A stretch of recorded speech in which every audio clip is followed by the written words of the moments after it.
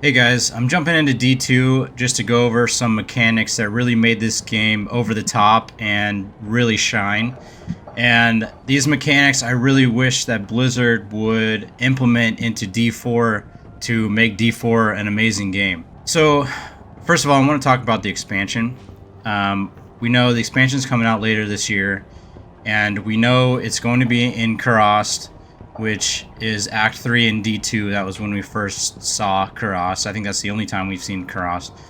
And there's almost guaranteed to be Mephisto as like an Uber boss in the expansion, and Mephisto was also in Act 3 in D2. So there's a huge nod to D2 in the expansion. And if I worked for Blizzard, with knowing that there's going to be such a huge nod to D2, I would really want to implement a lot of nostalgia in that expansion, right? I would want to put as many mechanics. It's such a good opportunity to put in a lot of mechanics that were introduced in Diablo 2 and put them into the game of Diablo 4. So let me jump in here, and before I actually go into the game, I want to talk about my characters here. The max level for Diablo 2 is 99, and none of my characters are 99. I've played this game a lot, and my characters don't need to be 99, but it's an option that I have, right? And so, like my paladin here, this is my smiter paladin at 85, and smiter paladins are basically built to fight the Uber bosses in the end game. And so he's a specific build to contend with that type of content in the game. And he's only level 85, and he survives totally fine. If I wanted to, I could really grind those extra 14 levels and make him more survivable and more powerful, but it's not really necessary. And also those levels from 90 to 99 are extremely hard. It takes a lot of time to do that. And once you pass 90, if you die, you lose experience down to the base level of 90, or to whatever, like say you're 92, you're halfway to 93, you die, now you're back to 92 with no experience into 93, right? So it makes it a lot more difficult and challenging, and D4 really needs to implement something like that in the game, because for the non-casuals, the hardcore players, the blasters, they really want something in game, and I think this would be a small little boost to the in-game content in D4. So that's one thing that is really good about D2. It's not a necessary thing, but it is very helpful if you want to try to min-max your character, right? So I'll jump into the game. One of the biggest things about D2 is that there's a lot of different types of loot that can drop from all kinds of different monsters, or even runes can drop from any monster. D4 doesn't have anything like that. The interesting loot in D4 is weapons and armor. A huge thing that the D4 devs really need to implement is Rune Words. I mean, they have to do it at some point. And it just makes armor, it makes everything so good, and crafting so good, and even finding the runes is such a great missed opportunity from D4. Because when you're farming just random, you're trying to farm, say, you're trying to farm some set gear or something, and a random Ist rune drops. And Ist rune is like a mid-tier rune. It's like the first of the high runes, right? And so if an Ist rune, it's kind of pretty rare for an Ist rune to drop. So when it drops, you're just you're excited, right? Even if a jaw rune drops. But yeah, Sir runes and stuff, when they drop, you're like, holy, this is awesome, right? There's nothing like that in D4. It's only just loot. Same thing with the charms. D4 charms drop so randomly. There's no charms in, or sorry, D2 charms drop randomly. There's no charms in D4 at all. And I know one of the biggest gripes is I don't want a bunch of charms clogging up my inventory space. It sucks. Well, you know, there's options around that. Maybe make a bracelet slot that can hold like 5 or 6 charms in it, right? A separate thing from your inventory, which would solve that problem completely. But so I mean, charms would be so good if they added charms into D4. It would be so good. It would give us another opportunity to find different items outside of armor and weapons, right? So it would give us more incentive to grind in more areas and farm more areas.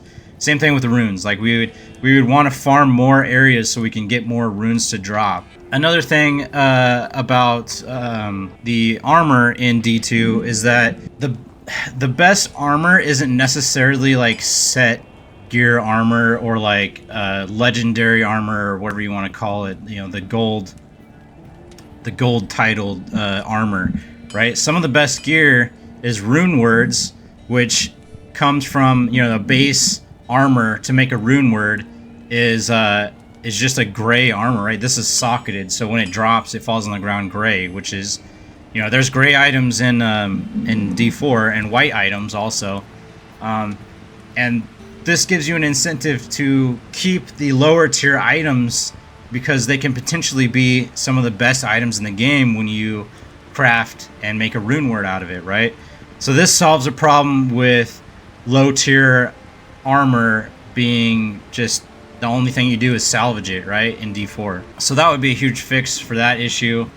Another thing is jewels, which it's not in D4, but you can add jewels to your socketed items to give you different, you know, this gives you better magic find and resist, and you know, there's nothing like that in D4. So again, you're very limited to what you are excited to get from a drop in D4 because it's just armor and weapons, right? With the Season 4 update, they did add greater affixes on drops. So when you do run through and you get a weapon that has like 2 greater or 4 greater affixes on it, you'll immediately see that, and that's going to give you that wow factor. So that's a small change, but a good change. That is kind of goes along with what I'm talking about here with D2. But they need to add more valuable items that aren't just weapons and armor. They need to add more things that drop in different areas, so you're not the only thing you're doing is farming Duriel for Uber Uniques, right? Maybe if you implemented runes, maybe running Hell Tides over and over and over again gives you better chance to drop runes, because runes are dropped from any monster, you know. So those are some huge ideas from D2 that just make it so good. Another thing is like yellow items. Do I have any yellow items in here? Yeah, like this one. This one's just like a rare yellow item, right? But it's really huge because it gives me +2 to offensive auras, and it gives me all resistance, which are just huge stats. So even the crappier, like lower tier items are still super valuable in this game. And they did say that they were working on that with the campfire chat. But this is when these changes happen, it's really going to make Diablo 4 feel way better if they do actually happen. Another thing is I'll jump into my sorceress, because another thing, like with if you're running like cow levels are a really good place to find like rune word base items. So if you're crafting a rune word, you want to find a gray monarch shield that drops, and when it drops, you're like, oh, you know, you look at it really fast to see how many sockets it has, or like with a mercenary here, you want ethereal armor, because the ethereal armor basically doesn't degrade over time. It doesn't take damage. Or sorry, it takes damage, but it can't be repaired. It says there at the bottom if you're reading the screen. So when you put an ethereal item on a mercenary, it doesn't degrade.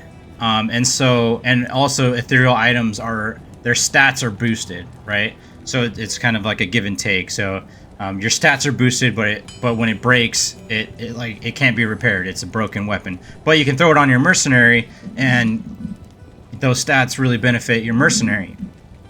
So when you're like running out in the world, or if you're running cow levels trying to farm these, another thing, you see a gray item, you look at it, it's socket, it's ethereal, it's a giant thresher. Oh man, this is a godly item, right? You don't get that in D2 or D4.